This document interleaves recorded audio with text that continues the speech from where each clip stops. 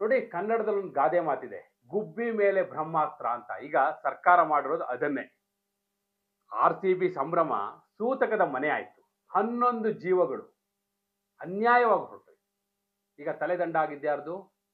Bengaluru police ಆಯುಕ್ತ ದಯಾನಂದ್, ಜೊತೆಗೆ Cubbon park police ಇನ್ಸ್ಪೆಕ್ಟರ್ನ, ACPನ, ಹಾಗೆ deputy commissioner of police central ಅವ್ರನ್ನ, ಅಡಿಷನಲ್ ಕಮಿಷನರ್ ಆಫ್ ಪೊಲೀಸ್ ಅಂದ್ರೆ ಆ ಸ್ಟೇಡಿಯಂನ ಇನ್ಚಾರ್ಜ್ ಯಾರಿದ್ರು ಅವರು, ಇವ್ರನ್ನೆಲ್ಲ ಈಗ ತಲೆದಂಡ ತಾಂಡಿದ್ದಾರೆ. ಇವರು ತಲೆದಂಡ ಆಗ್ಬೇಕಾಗಿದ್ದು ಯಾರ್ದು? ಇವರು ಮಾಡಿದ್ದೇನು? ಆಗ್ತಾ ಇರೋದೇನು? ಒಳಗಿನ ರಾಜಕಾರಣ ಏನು? ಯಾರ ಮೇಲೆ ಈಗ ಗೂಬೆ ಕೂರಿಸಲಾಗ್ತಾ ಇದೆ?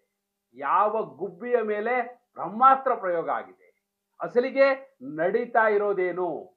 ಯಾಕೆ ದಯಾನಂದ್ ಅವ್ರನ್ನ ಈಗ ಸಸ್ಪೆಂಡ್ ಮಾಡಿದ್ದೇಕೆ? ಪೊಲೀಸ್ ಅಧಿಕಾರಿಗಳ ಮೇಲೆ ಕ್ರಮ ತೆಗೆದುಕೊಂಡಿದ್ದೇಕೆ? ಹಿನ್ನೆಲೆಯಲ್ಲಿ ಆಗಿರೋದೇನು?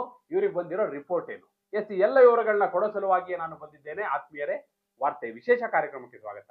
ನಾನು ವೀರೇಂದ್ರ ಉಪ್ಪುಂದ. ನೋಡಿ, ಕಮಿಷನರ್ ದಯಾನಂದ್ ಅವ್ರನ್ನ ಸಸ್ಪೆಂಡ್ ಮಾಡಿದ್ದಾರೆ. ಯಾಕಂದ್ರೆ ಇವರಿಗೊಂದು ರಿಪೋರ್ಟ್ ಬಂದಿದೆ. ಅವ್ರು ಹೇಳಿದ್ರು ಪ್ರೆಸ್ ಮೀಟ್ ಅಲ್ಲಿ, CM ಪ್ರಾಥಮಿಕ ಮಾಹಿತಿಗಳನ್ನ ಆಧರಿಸಿ ನಮಗೆ ಪ್ರೈಮಾ ಫೇಸಿ ಏನ್ ಇನ್ಫಾರ್ಮೇಶನ್ ಇದೆ ಅದರ ಮೇಲೆ ಈ ಆಕ್ಷನ್ ತಗೊಂಡಿದ್ದೀವಿ ಅಂತ ಹೇಳ್ತಾರೆ. ಏನು ಅವರಿಗಿದ್ದ ರಿಪೋರ್ಟ್ ಏನು? ಬಂದಿರೋ ರಿಪೋರ್ಟ್ ಏನು? ಅವ್ರಿಗೆ ಬಂದಿರೋ ರಿಪೋರ್ಟ್ ಇಷ್ಟೇ.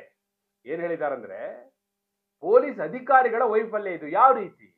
ನಂಬರ್ 1, ಇಷ್ಟು ಜನ ಬರ್ಬೋದು ಅನ್ನುವಂತಹ ಒಂದು ನಿರೀಕ್ಷೆ ಇವರು ಮಾಡುವಲ್ಲೇ ವಿಫಲರಾದ್ರು. ಲಕ್ಷಾಂತರ ಸಂಖ್ಯೆಯಲ್ಲಿ RCB ಅಭಿಮಾನಿಗಳು ಒಗ್ಗೂಡಬಹುದು, ಇದನ್ನ ನಿರೀಕ್ಷೆನೆ ಮಾಡಲಿಲ್ಲ ಅವರು, ಲೆಕ್ಕನೇ ಹಾಕ್ಲಿಲ್ಲ. ಹೋಗ್ಲಿ, ಈಗ ಸರಿಸುಮಾರು 8 ಗಂಟೆಗಳ ಕಾಲ ಅವಕಾಶ ಇತ್ತು.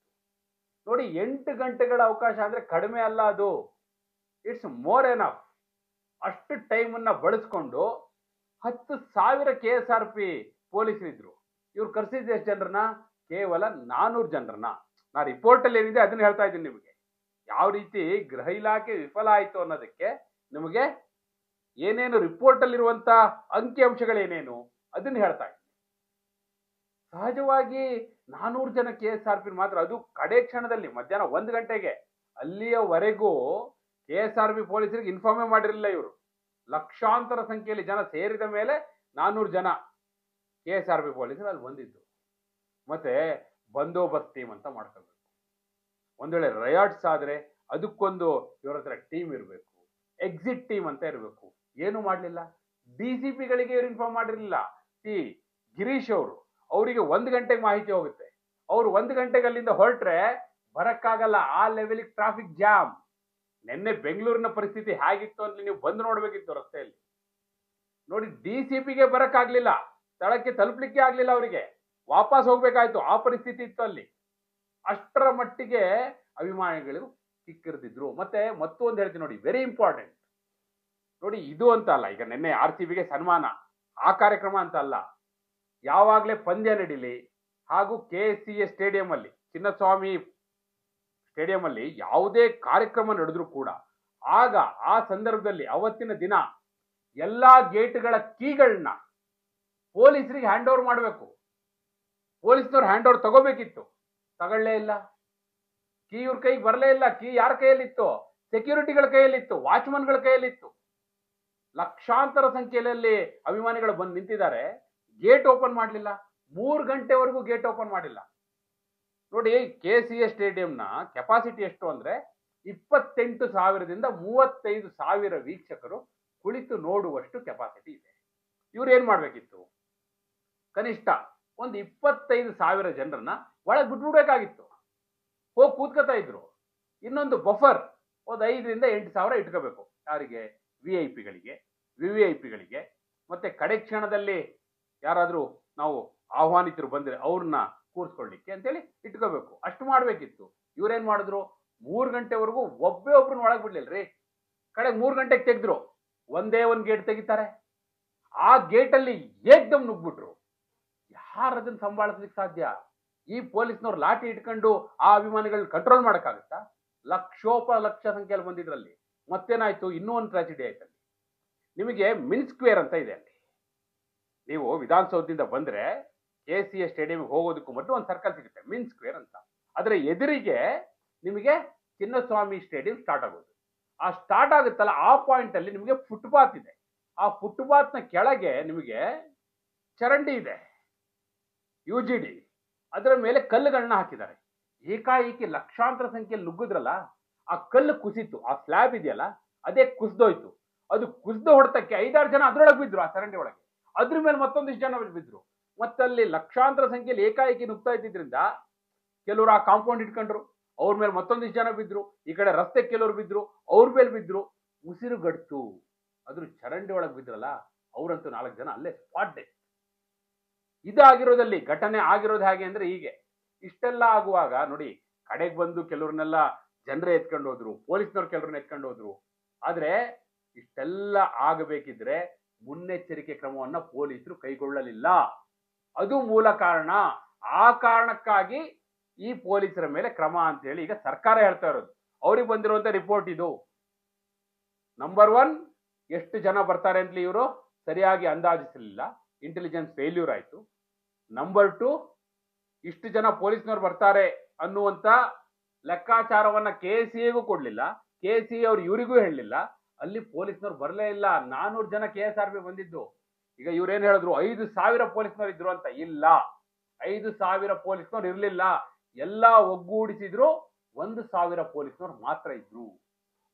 ಅಂದ್ರೆ ಎಷ್ಟರ ಮಟ್ಟಿಗೆ ಪೊಲೀಸರನ್ನ ಡೆಪ್ಲಾಯ್ ಮಾಡ್ಬೇಕಿತ್ತು, ಮಾಡಲಿಲ್ಲ. ಅಲ್ಲೂ ಕೂಡ ಫೇಲ್ಯೂರ್ ಆದ್ರು. ನಂಬರ್ 2. ನಂಬರ್ 3, ಇದ್ದ ಎಲ್ಲಾ ಹಿರಿಯ ಅಧಿಕಾರಿಗಳು ಎಲ್ಲಿದ್ರು ಗೊತ್ತಾ? ಇಲ್ಲಿ ವಿಧಾನಸೌಧದಲ್ಲಿ ಕಾರ್ಯಕ್ರಮ ನಡೀತಾ ಇತ್ತಲ್ಲ, ಅಲ್ಲಿ ಮುಖ್ಯಮಂತ್ರಿಗಳ ಮೊಮ್ಮಗ, ಮಂತ್ರಿಗಳ ಮಗ, ಅವರ ರಿಲೇಷನ್ನು, ಹೆಂಡತಿ, ಮಕ್ಕಳು, ಮೊಮ್ಮಕ್ಕಳು, ಈ ಅಧಿಕಾರಿಗಳ ಸಿಬ್ಬಂದಿಗಳ ಅವ್ರ ರಿಲೇಷನ್ಸ್, ಇವರೆಲ್ಲ ತುಂಬ್ಕೊಂಡ್ಬಿಟ್ಟಿದ್ರು ನೋಡಿ.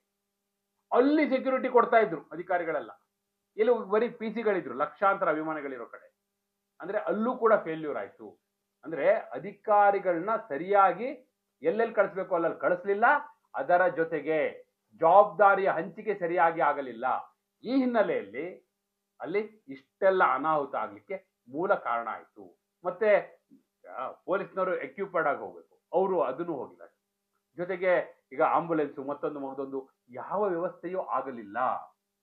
ಇದೆಲ್ಲದರ ಪರಿಣಾಮ ಇಷ್ಟ ಅನಾಹುತ ಆಯ್ತು. ಹೋಗ್ಲಿ, ಈಗ ಆಗ್ತಾ ಇದೆ, ಯಾರಿಗಾದ್ರೂ ಇನ್ಫಾರ್ಮ್ ಮಾಡಿದ್ರ, ಕಮ್ಯುನಿಕೇಟ್ ಮಾಡಿದ್ರ? ಮಾಡ್ಲಿಲ್ಲ.